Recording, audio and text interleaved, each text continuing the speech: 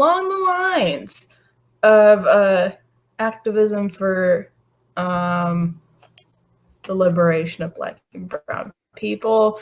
I have some cool actions to show for Palestine because basically I'm talking with some local pro-Palestinian organizers here to see if they have any direct ties to Palestine and if there's a way to help send them aid that way. And then obviously there's also the case of to keep spreading information about the whole Zion-Nazi apartheid illegal regime.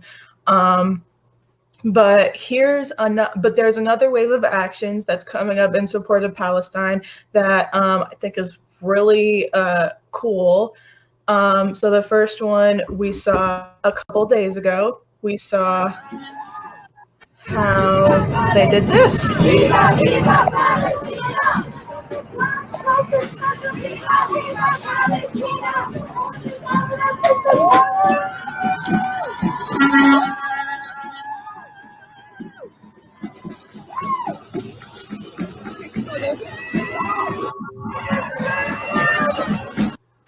So basically, the port of Oakland was supposed to receive a shipment of Israeli capital flow, but activists and a group of trucks basically went to the port of Oakland and pretty much just occupied that space and didn't let them pass. Long live Intifada!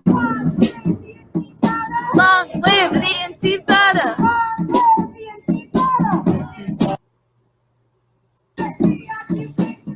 And the occupation.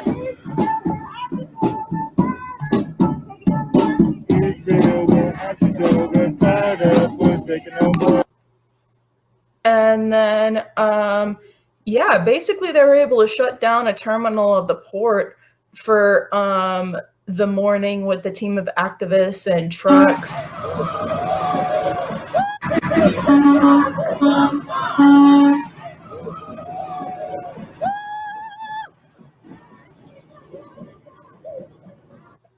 Yeah, so that was that action that took place the morning of June 4th.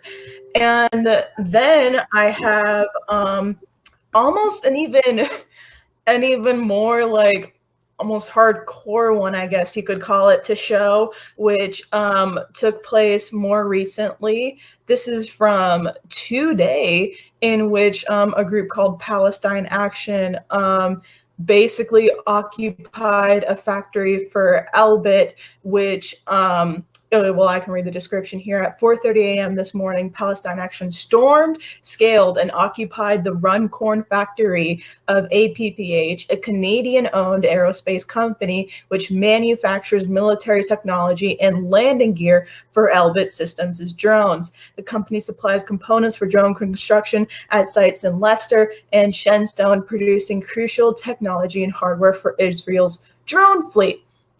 Today's action comes as Palestine Action widen and escalate their direct action campaign targeting those who enable Elbit production of murderous arms, including their suppliers and landlords. The storming of APPH Runcorn follows direct action taken yesterday at the headquarters of Elbit's landlords, LaSalle Investment Management.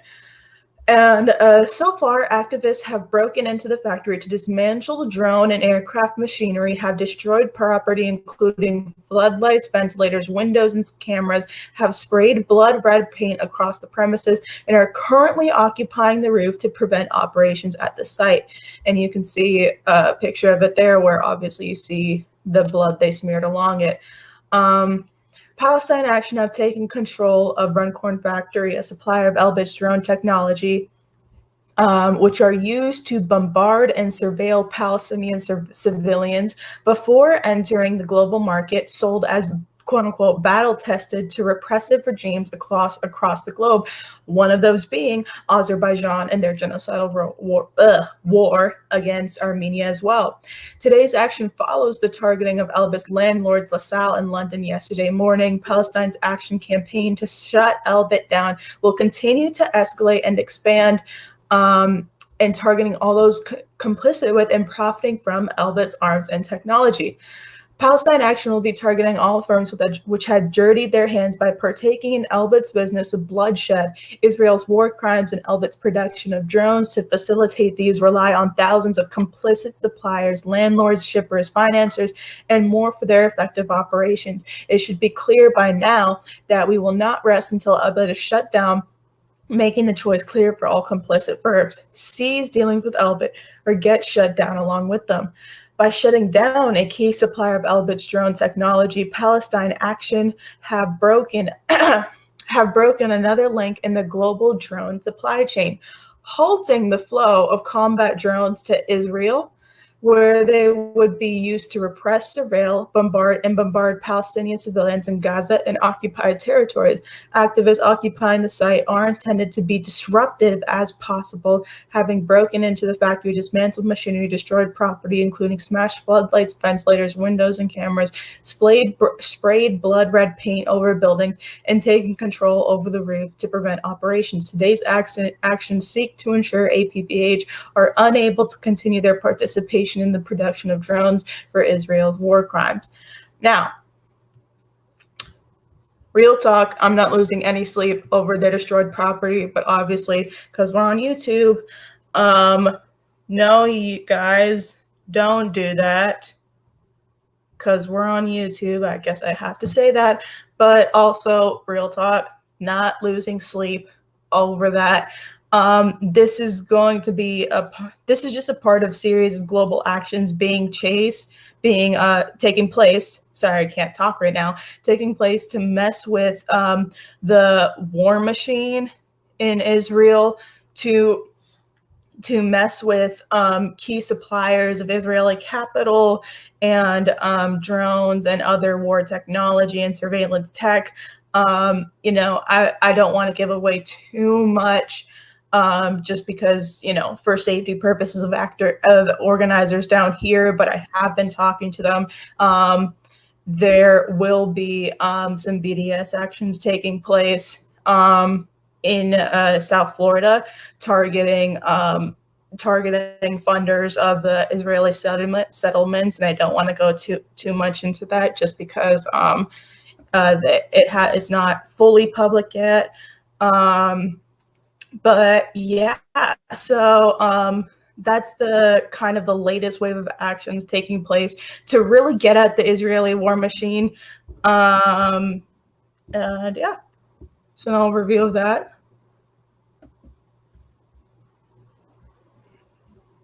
Twitter is going on a spree of banning doctors and all of these accounts that have collected accurate, verified, successful preventatives and treatments for the Rona.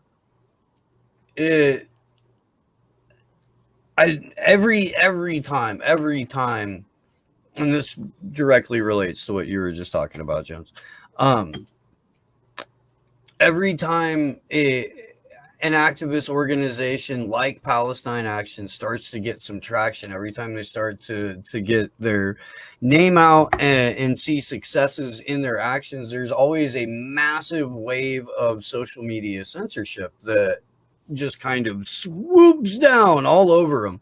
And that's the org that got on top of the roof of the was that the building that you were talking about, the red paint and all that shit just now? Yeah, that was that facility. Yeah, those guys are badass, dude. I'm like, that's awesome, bro. The reason that they're doing that though is because affiliate or sister organizations that are all about direct action have completely stopped during the scamdemic, man. That thread that we were just looking at about Sunrise, I mean, that's accurate shit, dude. They haven't done a single thing. They haven't done a single action during the entire time Biden has been elected. And they only were doing a couple of them during the entire 4 years that Trump was, because all of their activism is centered around legislation, which is fucking dumb. Anyway, Extinction Rebellion should be doing the exact same thing that Palestine Action is. They're a UK-based org, for fuck's sake. That's where most of their on-the-ground presence is. That's where all of their resources are. They've got people that did a die-in the middle of it. They shut down bridges, for fuck's sake. Like, where... Do that. Yes! Where are other activist orgs when Palestine Action is risking their fucking freedom? That's serious stuff. Like, the only reason why I even showed that action at the factory was because they publicized it themselves. Like, that's how serious an action is. Like, if I heard about it, I probably would have shared it in the element in the Discord, but like, honestly, I wouldn't show it on stream if they didn't publicize it themselves. Like, that's a serious action, guys. And that's the, I mean, look, dude, there are all different kinds of activism, you know, and I mean, really showing up at an event with Medea Benjamin is enough to get you arrested. You know, it is. So this is stuff that, like, I want you guys to be fully prepared for when you come meet us in the streets. Wearing one of these is enough to get you shot. Yeah. Yeah. I mean, you guys already know that you can find us on the ground, but like, we want you to know what you could potentially be getting into should you decide to join us. You should join us. By the way, we have great events. We do. We have some guys. Trust, we're well read on OPSEC.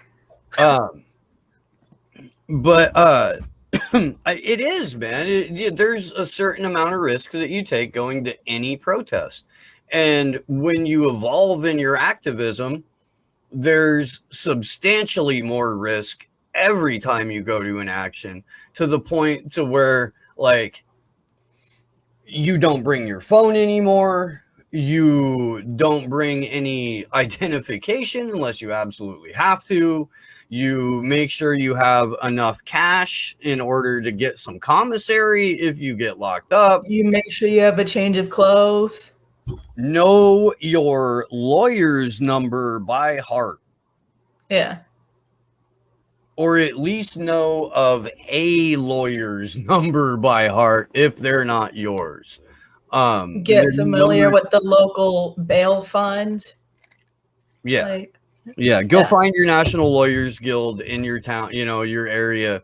Like, figure out who the representative for the National Lawyers Guild is, where you live, make sure you have that number. And I mean, really, damn near everything can be criminalized, especially if you're at a public event, and anything that you do can be twisted easily. So as it gets weirder, just expect weird shit to happen. It won't be as shocking that way. I don't really know what to say, man. Like, I've gone through several laptops, several phones, just from doing the Assange activism. Like, the last 5 weeks, Signal has been basically useless for me. I hate it anyway, but it's the only way that a handful of people communicate with me. My IG Live and Periscope was straight up broken. Like, one day I could stream, one day I couldn't. Yeah, live streaming on Twitter was like that for us. We stopped altogether trying to. It worked for like 2 weeks, and then it stopped working. Yeah, that's why whenever I go to protests, I do Twitter threads, but like, even now I'm getting fucked with on those because, like, what was it? Not the Boca action. The Boca action actually was all right for the most part, but like, when I was in Wynwood, like, I could not tweet out anything. And, you know, that's what I do. Like, I do the protest threads because my live streaming from Twitter and IG was literally broken. Like, I could not live stream. So then I started doing the Twitter threads, and now those are getting messed with. But guess what does work? The whole time while I was in Wynwood getting the signal jammed out of my mind, I was able to text Slow News Day on Element, and I was able to talk to them in Jitsi. encryption, guys. Okay. And well, and Josh had a good point about that too, is that there are websites and apps that law enforcement knows that are going to be used, and you can specifically throttle those. You know, you like take a virtual like pinch to it, essentially. Am I correct in that, Sleepy? I know I'm poorly explaining what's happening. I mean, more or less. There's no doubt. There's no daylight between the government and these platforms. So, I mean, only the activism that they want people to see is going to get out. That's why at a lot of these huge BLM events last year, you were only seeing violence. You were only seeing like very carefully selected at start point clips of agents provocateur or just run-of-the-mill shitheels. Yeah, speaking of, if you're gonna try and infiltrate fucking Antifa and at night, for the love of God, if you get found out, expect to get the shit out of beat. Is this the Andy No Boots Unlicked thing? Yeah, this is the Andy No Boots Left Unlicked. Like, dude was caught trying to infiltrate a group, and y'all acting surprised that he got his ass beat. Please. I'm sorry, I don't know what else to tell you. You got caught infiltrating the Proud Boys, you get fucking shot. Right? Right?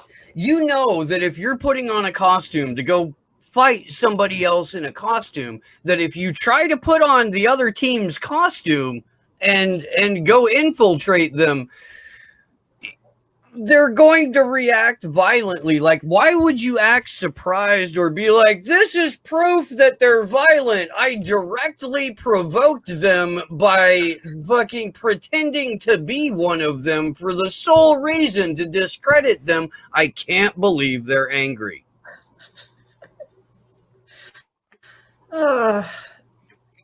Dumbo. Fucking A. Yeah. And these are the people that make millions off of the fucking culture war. Yep. Like, the dude told you exactly what the setup is and exactly how disingenuous all of it is. And yet people still give their energy, attention, and money to something that completely fabricated. Yep. Dumbasses. Bro. And then one last thing that I came up with real quick that I wanted to highlight as part of this like kind of last string of activism here, which honestly just does not get talked about a lot, but Operation Feed Yemen. If like, I know that it's hard times for everyone, but through Operation Feed Yemen, there are people literally out there, like you can see in the Twitter pictures, like making these little care packages just to help Yemeni families like survive. Like, because that's literally where they are. They depend on that sort of like resource mobilization just to be able to, oh my God, and they scrubbed my follow. Damn. They depend on that resource mobilization to be able to like help the people of Yemen survive, on top of advocating for an end to the war, obviously. But this is from Humanity Voice, who regularly pops up in the Op Feed Yemen tweet storms. We're on the ground delivering much needed food and medical supplies to the people in Yemen. May God reward our donors for their open-handedness during our emergency appeal for Yemen. Continue to help and give them hope. And yeah, if you search up this account, or if you search for Opfeed Yemen, you'll find ways where you can actually like directly help, because a lot of the people participating in these tweet storms are like anons or just regular human rights activists that are on the ground giving direct aid to the Yemeni people. So that's something that I really wanted to highlight, just because like you know, in the string of activism, I genuinely feel like it's not getting enough attention, and it's something that really needs it and deserves it. So